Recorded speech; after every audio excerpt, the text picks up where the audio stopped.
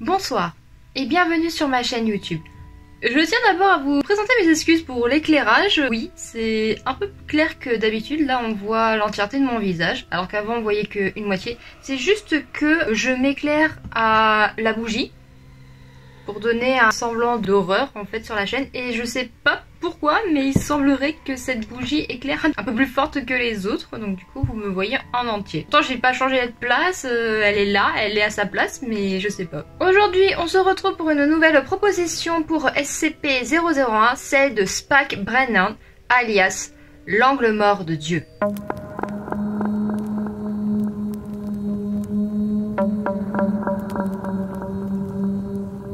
SCP-001 est donc de classe Yezod.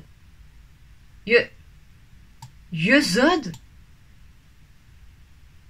C'est quoi ça? Ok, ça commence très mal. Alors, Fondation SCP, classe Yezod.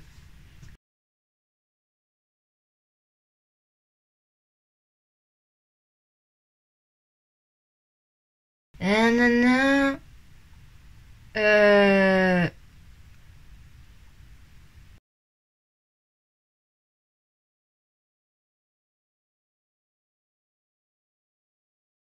D'accord, donc d'après ce que je suis en train de lire, la classe Yezod fait partie de classifications qui ont été créées spécifiquement par les auteurs pour SCP-001. Mais c'est pas considéré comme canon au lore de la Fondation. Ce qui est stupide, parce que du coup, on sait très bien que ce rapport n'est pas le vrai SCP-001. C'est con, mais c'est comme ça. Mais du coup, pour ceux qui s'intéressent à ça, la classe Yezod serait la classification pour tous les SCP qui échapperaient au regard de Dieu. Et du coup, là, ça fait l'analogique par rapport au nom du SCP, l'angle mort de Dieu. D'accord, donc on n'est même pas entré dans le vif du sujet, qu'il y a déjà un truc chelou avec lui. Bon, voyons sa description. SCP-001 est un espace de forme irrégulière d'un volume d'approximativement 65 000 m3 comprenant l'espace situé à la fois au-dessus et en dessous du niveau du sol se trouvant dans le Sinaï. Ok, très bien. Donc, il semblerait que ça soit une sorte de complexe, comme un bâtiment, il semblerait. À l'exception de ses propriétés thaumaturgiques, décrites ci-dessous, SCP-001 est ordinaire, la matière et l'énergie pouvant y entrer et en sortir librement. Ah, ouais, d'accord. Ça n'en en dit pas plus. Continuons. Des travaux archéologiques effectués par la Commission française des sciences et des arts à la fin du XVIIIe siècle ont découvert sur le site les restes d'une structure en pierre datée de la fin du deuxième millénaire avant Jésus-Christ, correspondant à la description d'une auberge. D'accord, donc le bâtiment est donc une ancienne auberge, d'après les fouilles archéologiques. Par contre, le fait est que le SCP a été découvert par la Commission française des sciences. Normalement, il aurait dû être classé en tant que SCP-01-FR. Parce que, pour celles et ceux qui ne le savent pas, tous les SCP qu'on appelle SCP-002-FR ou -IT, c'est pas par rapport à l'origine du SCP, c'est par rapport à l'origine de la personne qui l'a trouvé originairement. Par exemple, je vais vous dire un truc tout con, il y a un SCP qu'on appelle le boucher. C'est un SCP classé chez les Français, mais le boucher en lui-même est russe. Voilà. Donc normalement, si c'est bien la Commission française des sciences et des arts qui l'a découvert, normalement il aurait dû être classé en français. Mais bon, bah ça. Suite à la construction du complexe T, il ne subsiste aucune trace de la structure originelle. Ah, d'accord, donc la photo qu'il y a sur le site officiel de la Fondation, c'est en fait une structure que la Fondation a créée autour du SCP. Très bien, continuons. SCP-001 se distingue comme étant le seul emplacement naturel connu sur Terre ne possédant absolument aucune radiation Akiva ambiante. Je ne sais pas ce que c'est que les radiations Akiva ambiantes. Faisons une petite recherche pour voir.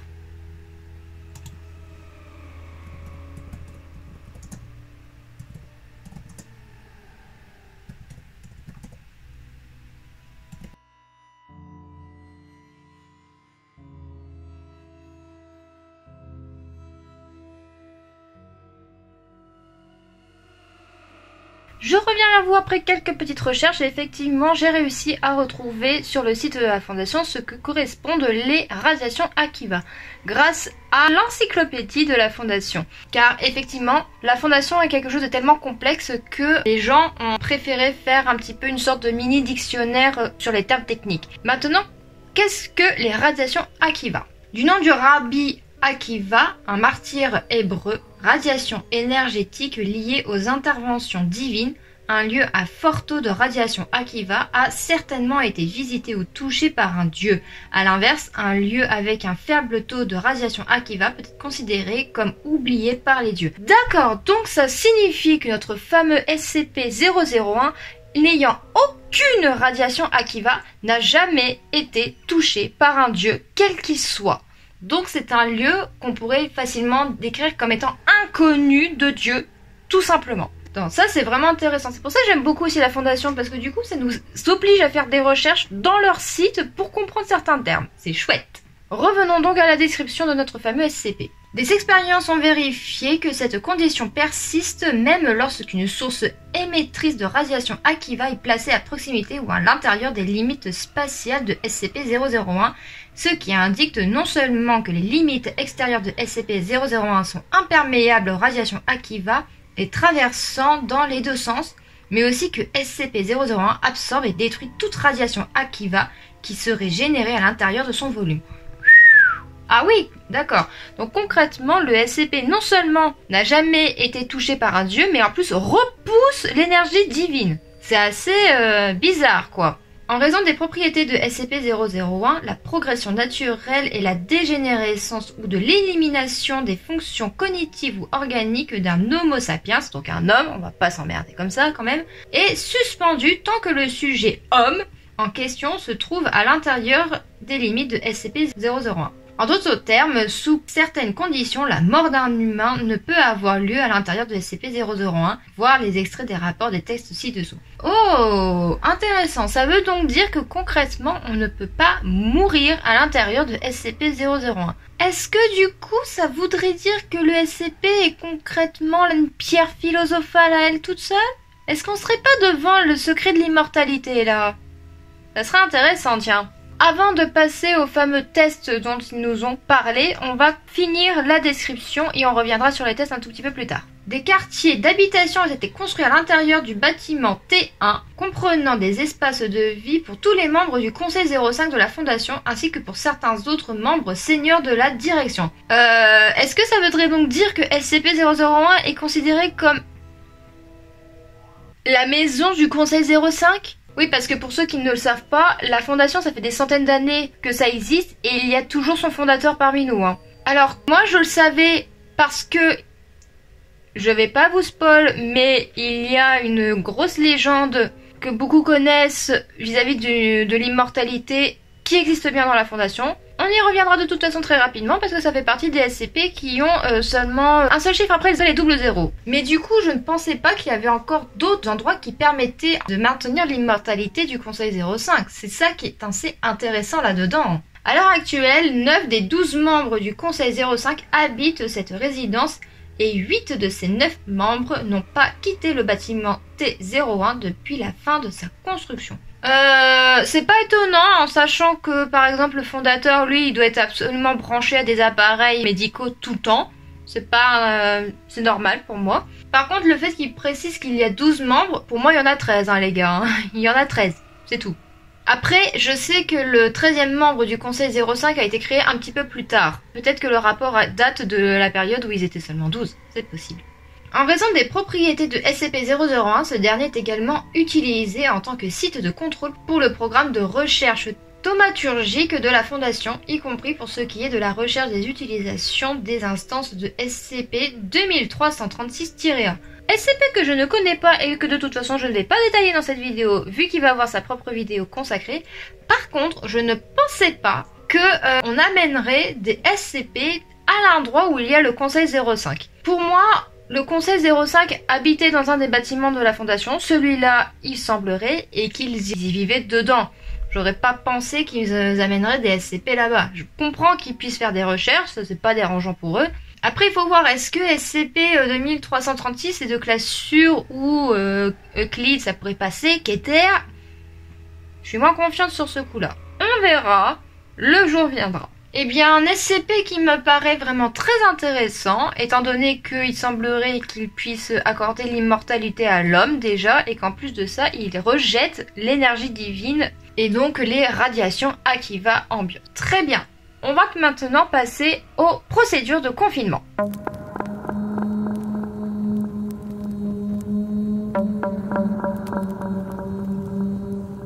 Celles-ci sont extrêmement complexes, ça tient en 4 lignes, pas plus. C'est magnifique.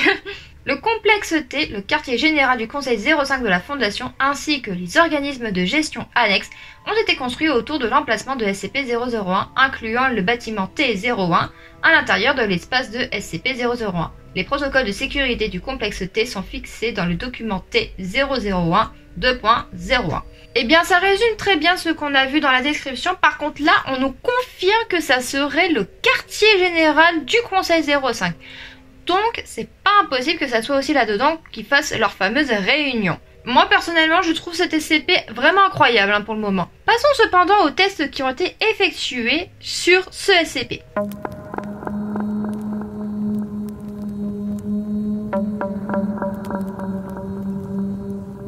Les tests étant numérotés 01.001, je vais plutôt me contenter de les appeler 1, 3, 6, 9, 10. Ça va être plus rapide pour moi, je vais pas vous le cacher. Donc, test numéro 1. Le membre du personnel D1082, un homme en bonne santé, est placé dans une cellule de confinement standard pour humains à l'intérieur de SCP-001 et est observé pendant 120 jours. C'est beaucoup 120 jours quand même, hein. Aucun changement. Très bien. Test numéro 3. Le membre du personnel D2326, une femme en bonne santé, est placée dans une structure hermétique à l'intérieur de SCP-001. Une dose létale de gaz de cyanure est libérée dans la structure. Après la fin du test, le gaz est effectué. Bon, bah déjà, je vois qu'ils sont passés aux choses glauques. Merci. Certainement pour tester du coup la fameuse théorie de l'immortalité qu'on nous expose depuis le début. Voyons voir le résultat. Aucun changement, D2326 n'a subi aucun effet secondaire sur sa santé. Très bien. Test numéro 6. Même paramètre que pour le test 3, mais les sujets sont 30 spécimens de Ratus norvegicus en bonne santé. Des rats quoi, on va pas s'emmerder. Les spécimens meurent d'empoisonnement au cyanure. Des variations ultérieures de ce texte suggèrent que les attributs de préservation de la vie de SCP-001 sont limités au sujet humain. Par contre, les gars, pourquoi vous testez les humains avant les souris? C'est pas l'inverse normalement qu'on est censé faire? Non mais je vais arrêter de me poser des questions, sincèrement. Test numéro 9. Le membre du personnel D5337, une femme souffrant d'un cancer stade 4, métastasé dans la plupart des organes et avec un pronostic de mort imminente, est placé dans une cellule de confinement standard à l'intérieur de SCP-001 et est observée pendant 786 jours. Mais je croyais qu'elle était en mort imminente, moi. Elle est restée plus de 2 ans là-bas. Aucun changement, y compris pour une quelconque avancée des symptômes du cancer, tant que le sujet est resté dans SCP-001. Le sujet est décédé dans les 48 heures après avoir été retiré de SCP-001 à la fin du texte. Wow. Donc en gros, ce test nous confirme que SCP-001 ne guérit pas les gens. Il fait seulement stabiliser l'état des gens, mais il améliore pas leur cas de santé. Donc si t'es en mort imminente, il va juste te maintenir en vie. On sait pas trop comment, mais il te maintient en vie. Par contre, si tu sors de SCP-001, ta maladie reprend comme si rien ne s'était passé. Donc ça fait un peu un effet arrêt dans le temps en fait. C'est ça qui est intéressant. Test numéro 10. Le membre du personnel D5361, un homme en bonne santé, est placé dans un crématorium à l'intérieur de SCP-001 qui est alors active. Mais je vais devoir mettre la vidéo en non répertorié pour les enfants là, à ce stade-là. Le corps de D5361 brûle de manière conforme aux opérations contrôlées de ce type. Les restes résultants sont ordinaires. Des variations ultérieures de ce texte suggèrent que les facultés de préservation de la vie de SCP-001 ne s'étendent pas à tous les cas de traumatisme. Ouais, donc le gars il est mort quoi. Mais c'est quand même un test du coup intéressant. On a bien vu qu'il est capable de maintenir la vie Mais si quelqu'un est brûlé et tout, il semblerait que ça ne fasse rien. Test 338. On en a perdu quand même là des tests en cours de route là. Le membre du personnel D8874, une femme en bonne santé, est placée attachée dans une cellule de confinement standard pour humains au sein de SCP-001. La jambe gauche du sujet est amputée au-dessus de la cuisse sans anesthésie et sans utiliser de garrot et un autre moyen de restriction de l'artère fémorale. Après l'amputation, la jambe est retirée de SCP-001 tandis que le membre du personnel D8874 reste sous observation pendant une période de 360 jours. Je veux même pas savoir qui est l'abruti qui peut ne serait-ce qu'avoir des idées pareilles de tests. C'est monstrueux. Surtout quand c'est marqué que là, elle est restée 1 an sans sa jambe, sans garrot, sans soins. Le sujet perd temporairement conscience, probablement en raison de la douleur et des pertes soudaines de sang. Tu m'étonnes, connard. Mais se rétablit et le saignement s'arrête pendant 12 heures. Le moignon cicatrise à un rythme plus rapide. La jambe amputée a été retirée de SCP-001, se décompose à un rythme cohérent avec la chair stockée dans les conditions similaires. Bon, au moins... c'est horrible ce que je vais dire, mais au moins ce test nous a permis de comprendre que SCP-001 n'est pas capable de guérir un cancer, donc des blessures intérieures, mais par contre est capable d'arrêter un saignement dans le but de maintenir quelqu'un en vie. Donc c'est ça en fait. Concrètement, j'ai l'impression qu'il va aider la personne à survivre le plus longtemps possible à l'intérieur de lui par différentes techniques, que ce soit un arrêt du temps pour des maladies comme le cancer, ou là du coup une cicatrisation plus rapide et un arrêt du saignement pour l'amputation. Mais on imagine bien que pour une coupure grave et ce genre de choses, il fera certainement la même chose. Attendez, il reste un dernier test. J'espère qu'il sera pas trop glauque cette fois-ci. Test 537. Les sujets étudiés sont des membres du personnel des 13926 et des 13927. Des jumeaux identiques et en bonne santé âgés de 24 ans. Le membre du personnel D13926 est placé dans une cellule de confinement humaine standard à long terme à l'intérieur de SCP-001 pendant que le membre du personnel D13927 est placé dans une cellule de confinement à long terme standard pour humains dans un autre établissement de la Fondation. Les sujets sont observés pour une période de 26 ans et 10 mois. 26 ans sans voir ton jumeau. Alors, j'ai pas de jumeaux, mais... connaissant le lien fusionnel entre des jumeaux, les séparer aussi longtemps, mais c'est de la torture psychologique là, à ce point-là. J'ai envie de vous dire qu'au moins, ils ont l'assurance de rester en vie pendant 26 ans dans la Fondation. Ce qui est littéralement, je pense, un record. Hein, parce que tu vis pas aussi longtemps en tant que classe D dans la Fondation. Le membre du personnel D13927 présente une progression de changement physique corporel cohérente avec le vieillissement humain normal. Mais le membre du personnel D13926 ne semble pas changer d'âge pendant la durée du test. À la fin du test, le membre du personnel D13926 a été transféré à un autre établissement de la Fondation et dès lors représente une progression accélérée de changement correspondant au vieillissement. Ça c'est horrible. Ça veut dire que concrètement, comme on a vu, le SCP est capable d'arrêter le temps, mais dès que tu sors de là, le temps, il te fait un bond en avant en mode t'aurais dû vieillir de temps, je te fais vieillir de temps de manière accélérée. C'est horrible. T'imagines te voir vieillir d'un seul coup comme ça de 26 ans. Quelle horreur. Mais du coup, effectivement, ces tests sont glauques, on va pas se mentir, mais très intéressants pour voir quel est le taux de... Je sais même pas comment qualifier ça en fait. Le taux d'immortalité qu'on pourrait avoir dans SCP-001. Bon, on va arrêter de s'éterniser là-dessus, sinon la vidéo va jamais se finir. On va faire un petit peu une petite conclusion ici parce que le reste des documents qu'il y a sur la page, ce sont des archives. C'est intéressant, mais ça concerne pas forcément le SCP en question. Donc on va faire une petite conclusion pour résumer un petit peu plus ce qu'est SCP-001 d'après Spike Brennan.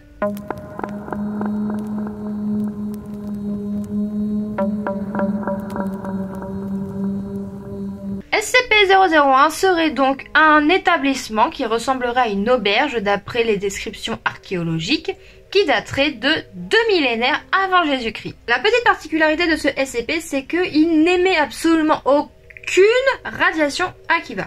Les radiations équivoques, qu'est-ce que c'est? C'est en gros pour signaler la présence de Dieu.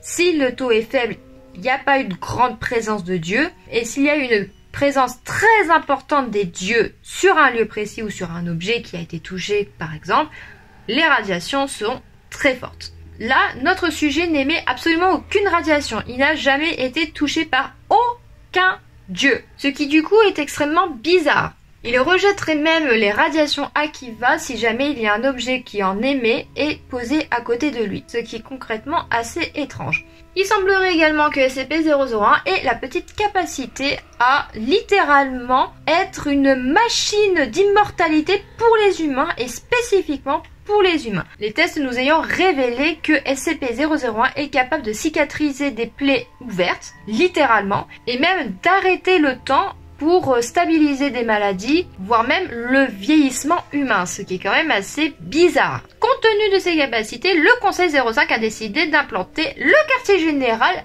dans SCP-001 en construisant une structure tout autour qui s'appelle le complexe T. Parmi les membres du Conseil 05, certains d'entre eux ne sortent absolument jamais de SCP-001, étant donné que le dernier test que nous ayons vu nous a prouvé que si jamais SCP-001 annule le vieillissement de quelqu'un, si jamais la personne sort, elle vieillira instantanément de toutes les années qui ont été arrêtées par le SCP.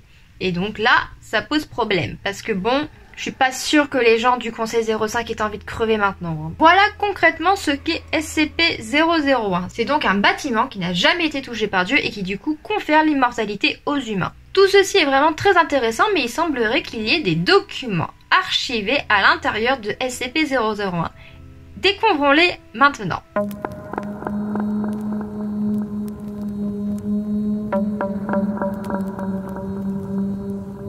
Ce sont des extraits de l'archive 06-S7INF-23-A. Très bien, voyons voir du coup ce que cela nous dit. En ce qui concerne la philosophie naturelle de la compréhension de la substance du Dieu Tout-Puissant, nous devons commencer notre enquête avec le témoignage de nos sens, ce qui inclut le témoignage des Saintes Écritures. Car aucun homme n'a vu Dieu, mais la perception de Dieu peut venir de l'observation de sa création et de l'étude attentive des Saintes Écritures.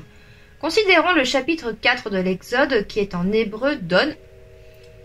Je vais pas vous traduire ça parce que, désolé, mais je ne parle pas l'hébreu, ce qui, une fois interprété, signifie je suis bête.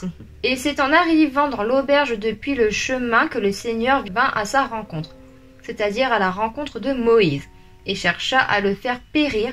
Alors, Sipora, désolé, je sais pas comment on prononce le nom de la femme de Moïse, je suis désolée, prit une pierre tranchante, coupa le prépuce de son fils et le jeta à ses pieds en disant « Tuez-moi un mari sanguinaire ». Alors, je fais une petite pause ici parce que je connais Moïse et je savais déjà pas qu'il avait une femme. Et je savais pas qu'il était aussi sanguinaire. Hein. Peut-être que c'est par rapport à une autre religion, je sais pas. Je m'excuse si jamais j'ai insulté la religion de quelqu'un ou quoi que ce soit. C'est juste que dans ma petite tête à moi, Moïse n'avait pas de femme. Hein. Ou alors c'est que vraiment je connais pas la Bible. Hein. Ce qui est possible. Hein. Considérant l'enseignement de ces versets, beaucoup d'érudits lettrés concentrent leur attention sur le second de ces versets, dans lequel Sipora, la femme de Moïse, accomplit le rite de la circoncision et ainsi sauve son époux de la colère de Dieu Tout-Puissant. C'est ici, disent les érudits, que réside le principe comme quoi personne, pas même le prophète de Dieu, n'est exempt des lois de son alliance. Mais considérons le premier de ces versets, qui est si peu compris. Le Dieu Tout-Puissant ayant formé le projet de tuer Moïse, tente de le faire et échoue. Cet épisode est la clé de la compréhension de la substance de Dieu. Ce que nous devons comprendre, c'est que si les Écritures sont infaillibles, et les Écritures nous disent que Dieu Tout-Puissant a essayé de tuer Moïse, mais a échoué, alors les Écritures infaillibles disent que Dieu n'est pas omnipotent, et au moins que le pouvoir de Dieu ne s'étend pas dans ce lieu en particulier.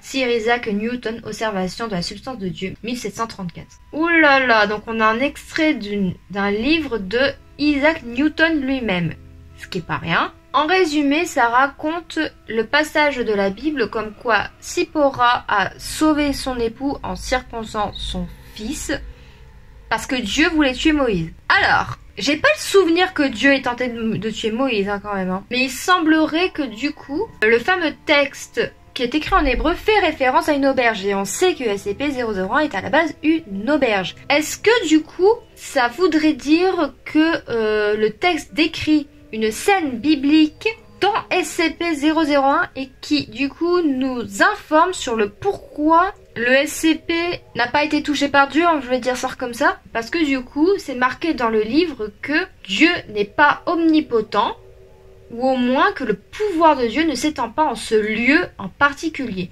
Lieu avec un L majuscule, donc on parle bien de SCP-001. Donc d'après Sir Newton, SCP-001 n'a pas été touché par Dieu, parce que son projet de tuer Moïse a échoué à cause de l'acte de circoncision que sa femme a fait sur son fils et du coup qui a sauvé son mari. Donc en sauvant son mari, elle a fait également de SCP-001 un lieu non touché par Dieu en fait. C'est très curieux tout ça. Passons au deuxième document. L'appareil tomométique récemment inventé a permis à notre ordre de vérifier ce que nous suspections depuis longtemps, à savoir que la grâce divine, ou comme certains de nos confrères préfèrent l'appeler la force thaumaturgique, était le phénomène d'une substance réelle et mesurable. Un de mes collègues a proposé le nom Akiva comme unité de mesure pour ce phénomène, d'après un martyr hébreu mort depuis longtemps. Cette avancée philosophique et technologique a conduit à l'initiation de plusieurs projets, y compris une cartographie complexe de cet état et variations d'Akiva à travers le monde. Cela ne devait pas être une simple frivolité, comme la cartographie de la source du Nil ou la classification de quelques roches marines insignifiantes. La carte tomographique serait plutôt un outil inestimable pour permettre à notre ordre d'exploiter les pouvoirs de la grâce divine. Et ainsi nous avons organisé une équipe cartographique, chacune d'entre elles étant équipée d'un appareil tomométique pour commencer le projet de cartographie, en se concentrant spécifiquement sur les régions présentant un intérêt particulier. Dans un coin précis en Terre Sainte, Napoléon Bonaparte nous montrait le chemin. Comme vous le savez, la campagne de Napoléon en Égypte en 1798 a été accompagnée par la Commission des sciences et des arts, qui effectuait des études compréhensives de ce pays. Le volume 11 de ce rapport rapportait les emplacements géographiques des lieux historiques, y compris le mont Horeb biblique. Et ainsi, fort de cette information, un groupe de francs-maçons et des membres de notre ordre hermétique, dirigé par moi-même, voyagea vers le Sinaï pour retracer le chemin de Moïse du mont Horeb jusqu'à la cour de Pharaon. Ce soir, j'ai l'honneur d'annoncer à notre ordre le succès de cette entreprise. Nous avons trouvé l'auberge. Bram Stoker, transcription du compte-rendu d'une réunion de l'ordre hermétique de l'Aube dorée, 1874. Oh, donc là on a un rapport, enfin plutôt une transcription comme il l'appelle, par rapport à une organisation qui s'appelle l'ordre hermétique, qui a inventé le terme de radiation Akiva et qui du coup voulait utiliser les pouvoirs de la grâce divine grâce au lieu où justement il y a des radiations Akiva. On ne sait pas quel projet en tout cas ils veulent faire. Ils ont donc besoin de retranscrire le voyage de Moïse depuis le mont Horeb jusqu'à la cour de Pharaon afin de retrouver cette fameuse auberge dont Isaac Newton nous avait parlé un peu plus tôt, où justement Dieu a tenté de tuer Moïse mais n'a pas réussi. Intéressant, mais du coup c'est assez chelou. Il y a donc une organisation derrière ça, en tout cas en 1874, qui tente d'utiliser le pouvoir de la grâce divine. Alors concrètement, ça veut donc dire qu'ils veulent cartographier les lieux où il y a des radiations Akiva pour pouvoir exploiter cette énergie qui s'appelle aussi bien radiation Akiva que grâce divine. Ces gens-là veulent devenir Dieu en fait, j'ai vraiment l'impression que c'est ça. Continuons tout de même avec d'autres documents. Extrait du mémorandum du directeur du site William White Westcott à Samuel Linder Matters, 16 octobre 1916. Après avoir étudié l'auberge et testé ses propriétés, une seule conclusion peut être tirée. Dieu a un angle mort et nous avons découvert où il se trouve. Les propriétés de l'auberge présentent un certain nombre d'opportunités d'ingénierie tomométique au-delà du simple fait d'échapper à l'ange de la mort. Nous savons désormais que le niveau ambiant de radiation Akiva dans l'auberge reste à 0, peu importe ce qui se passe à l'intérieur. En conséquence, comme il s'agit de l'angle mort de Dieu, Il ne peut y avoir aucune conséquence théologique aux actions commises à l'intérieur de ces limites. Bien que je ne sois pas physicien, notre collègue Nicolas me l'a décrit comme étant fondamentalement une cage à Faraday pour le péché. La pertinence d'un tel emplacement comme quartier général de l'organe de décision central de notre nouvel ordre semble donc évidente. Note, le bureau du comité éthique de la Fondation est situé dans le bâtiment T01 depuis la création du comité. Oh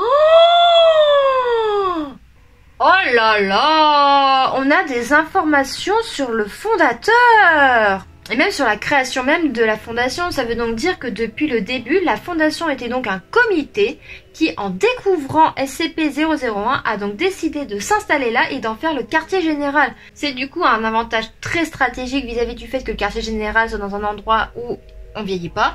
Mais du coup, ça veut donc dire effectivement que les actions commises à l'intérieur de SCP-001 n'ont pas de limite. Tu peux très bien tuer quelqu'un et Dieu ne le verra même pas. Ce qui est horrible, c'est horrible. Ça veut donc dire que tu peux vraiment faire toutes les pires choses imaginables dans SCP-001 et Dieu ne verra rien. Dieu ne pourra même pas te juger sur ça parce qu'il ne verra rien. Quelle horreur. Est-ce que ça voudrait donc dire que ce fameux William White Wester serait l'un des fondateurs de la fondation du coup? Moi je pense plutôt que, étant donné que c'est bien marqué dans le titre que c'est un directeur de site, ça veut donc dire que la fondation existait bel et bien avant, mais qu'avant elle ne s'appelait pas la fondation SCP, mais le comité. Mais du coup, oui, là, ils nous ont donné un petit peu la revers de la médaille là, sur ce coup-là. Parce que d'un côté, c'est vrai qu'être immortel, c'est chouette, mais du coup, le fait est que, par conséquence, Dieu ne voit pas le péché que tu peux faire là-dedans, c'est horrible. Là, concrètement, c'est une bonne cachette pour Satan, hein, ce genre de choses. Hein. C'est une horreur, hein, ça. Note du docteur Marvin Scranton, 31 juillet 1924. Extrait. Suite à notre étude de propriété de SCP-001, nous sommes désormais prêts à commencer nos premiers essais ici, au site 36 pour la création artificielle d'un aspirateur à Akiva renforcé que nous appellerons Anti-Monade. Ah mais là ils sont en train de nous faire un SCP Tomiel là les gars. Pour faire simple, nous allons créer une nouvelle instance de SCP-001. L'expérience d'aujourd'hui sera l'aboutissement de plus de 20 ans d'avancée en ingénierie thémométique et en théologie appliquée. Bertrand, mon assistant, l'exprime plus crûment. Nous avons construit une boîte et nous en avons fait sortir Dieu. Il s'avère que tout comme la nature a horreur du vide, il en va de même pour l'immanence.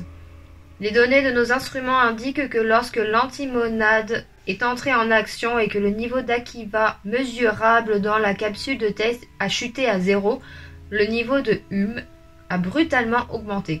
Nous pensons que quelque chose d'autre, quelque chose que nous n'avons pas les moyens d'observer ou de mesurer à l'heure actuelle, s'est produit. Nous ne savons pas ce que c'était ni où cela s'est produit. Ah, donc en gros là, ils ont voulu faire un deuxième SCP-001, mais ils n'ont pas réussi et ils auraient créé quelque chose dont on ne saurait pas ce que c'est. J'aime pas trop ce genre de rapport, perso. Mémorandum politique 05K-308, 2 août 1924. Extrait. Messieurs, la fréquence et la sévérité des incidents anormaux semblent avoir augmenté de façon spectaculaire depuis l'incident du 31 juillet au site 36. Comme nous en avons discuté, cet épisode souligne le besoin de la Fondation de revisiter et d'étendre la charte de mission. Jusqu'à présent, nous avons été une organisation scientifique. Mais les périodes exceptionnelles nécessitent des mesures exceptionnelles. Et il est devenu impératif que notre organisation de faire de plus que confiner les spécimens que nous étudions. Nous devons prendre des mesures pour sécuriser les anomalies qui ne sont pas encore en possession de la Fondation, à la fois pour protéger ces anomalies pour des recherches ultérieures et pour protéger l'humanité dans son ensemble. À compter de ce jour, la Fondation autorise et met officiellement en place un département actif d'opérations sur le terrain. Notre méthode de fonctionnement actuelle pour les opérations de recherche est donc réorganisée pour inclure un département scientifique distinct et indépendant. Ce nouveau département est officiellement autorisé à organiser, financer, recruter, équiper, entraîner et déployer une ou plusieurs forces d'intervention mobiles. La direction provisoire et le budget pour les opérations de terrain sont détaillés dans la présentation ci-jointe. Note, le mémorandum 18-308 représente le commencement officiel des opérations de la Fondation pour collecter et confiner activement les objets, entités et phénomènes anormaux plutôt que de simplement les étudier. Oh, ça nous apprend beaucoup sur l'histoire de la Fondation là.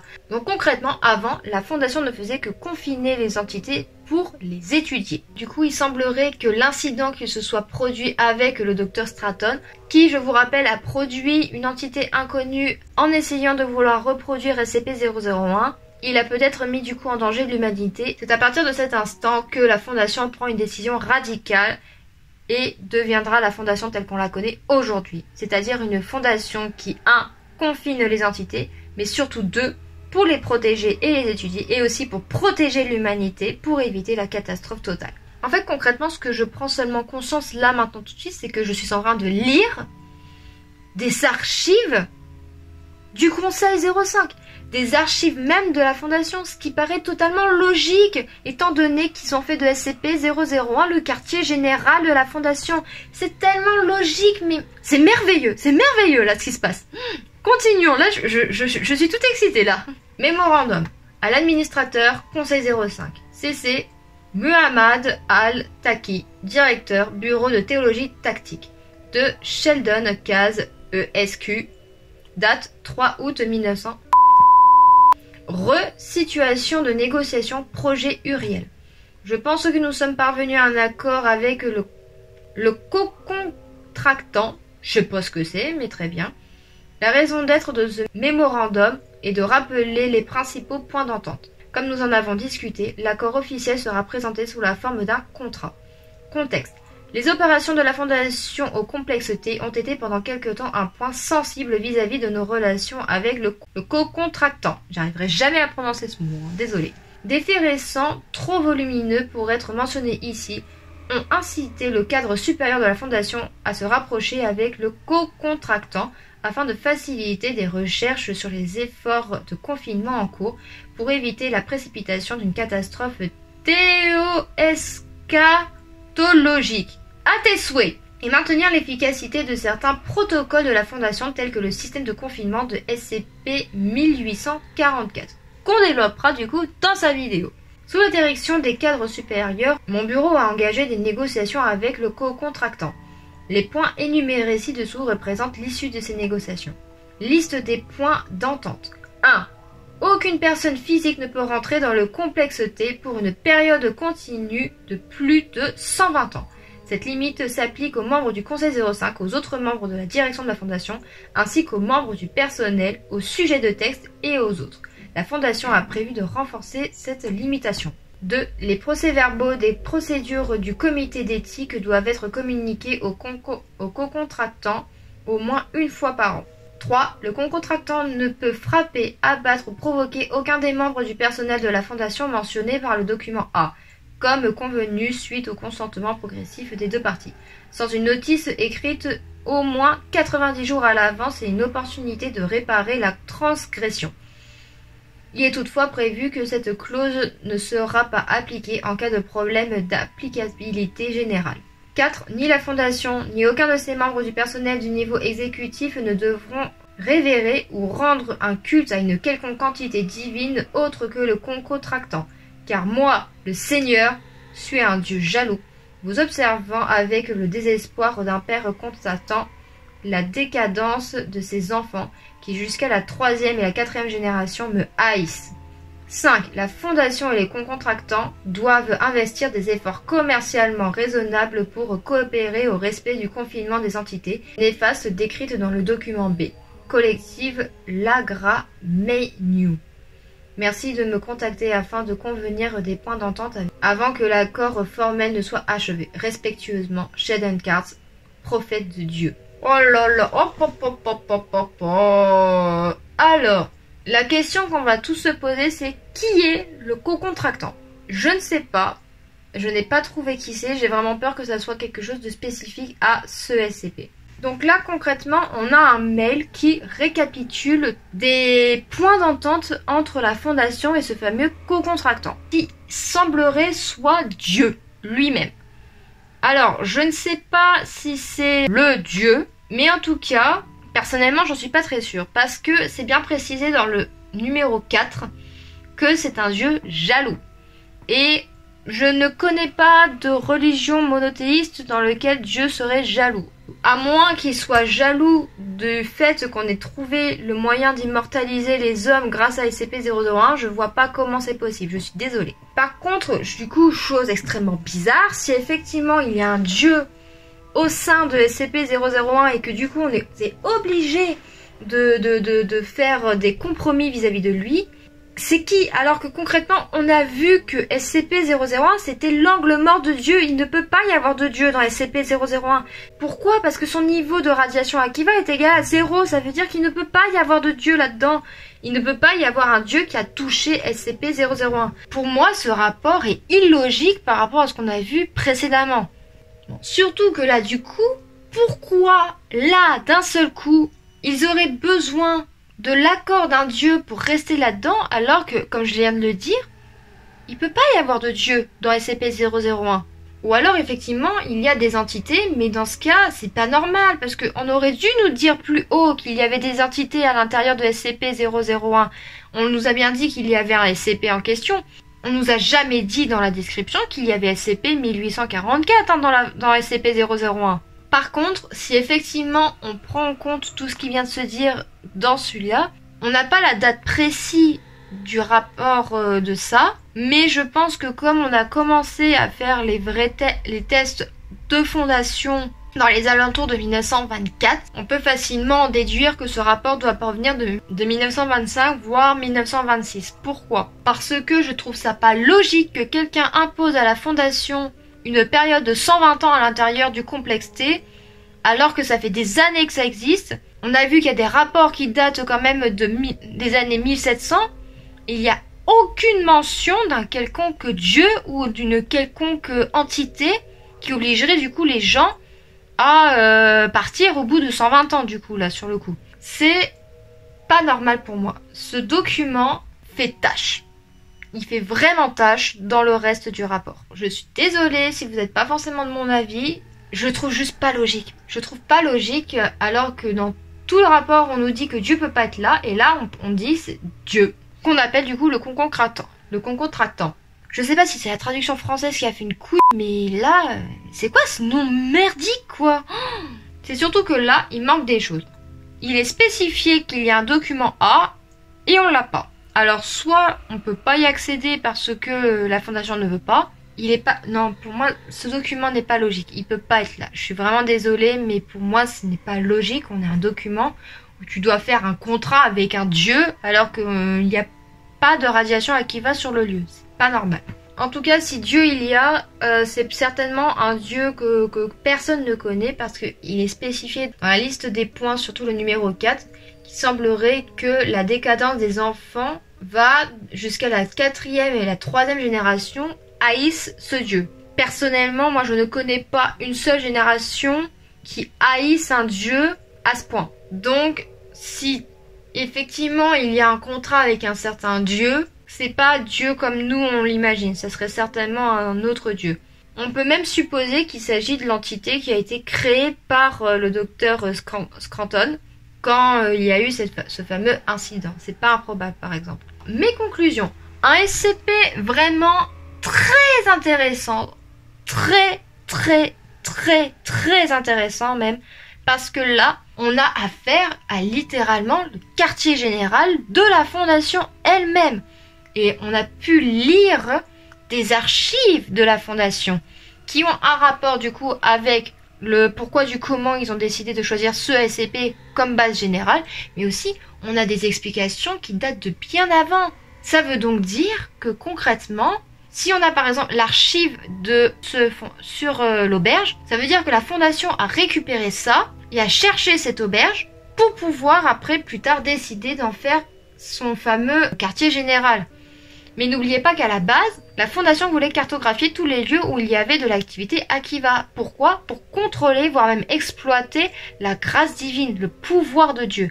Donc concrètement, la fondation avait pour objectif premier d'être des dieux, quoi. Et même, je pense même, personnellement, à dépasser Dieu. Mais du coup, à la fin, ils sont obligés de faire un contrat avec Dieu pour effectivement pouvoir exploiter le complexe T.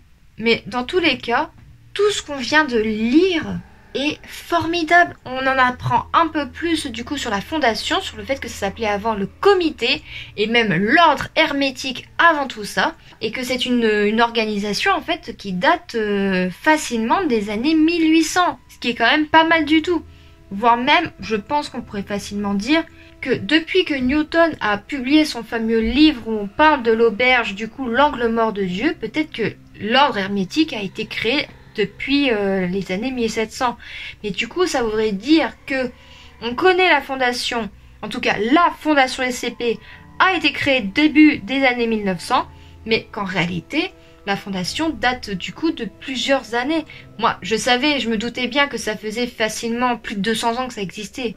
Mais là, depuis facilement le 18e siècle, ça remonte quand même à beaucoup de temps. Ça veut dire que là, concrètement, ça fait déjà 3 siècles que ça existe. C'est incroyable, quoi.